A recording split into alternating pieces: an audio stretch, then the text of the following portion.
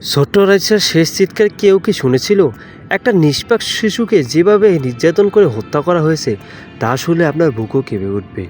মানুষ এতটা নিষ্ঠুর কিভাবে হতে পারে? এই ভিডিও শুধু শুধু খবর নয়, পুরো মানবতার জন্য একটি সতর্কবার্তা। ভাবুন তো, যে বাবা প্রতিদিন মেয়ের মুখ দেখে বাঁচার স্বপ্ন দেখতেন, আর সেই বাবাকে সন্তানের লাশ কাঁধে নিয়ে যেতে হচ্ছে। যে মা নিজের হাতে খাবার খাইয়ে ঘুম পাড়াতেন, আর সেই মা কান্না করতে করতে শুধু বলছেন, আমার মেয়েটাকে ফিরিয়ে দাও। কষ্ট কোনো ভাষায় প্রকাশ করা যায় না। ইসলাম আমাদেরকে শেখায়, সন্তানের মৃত্যু বাবার জন্য সবচেয়ে কঠিন পরীক্ষা, কিন্তু আল্লাহ ধৈর্যশীলদের সাথে আছেন।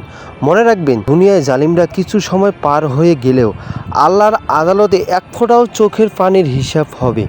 ছোট্ট রাইসার প্রতিটি আত্মনাদ আল্লাহ শুনছেন, বিচার অবশ্যই হবে।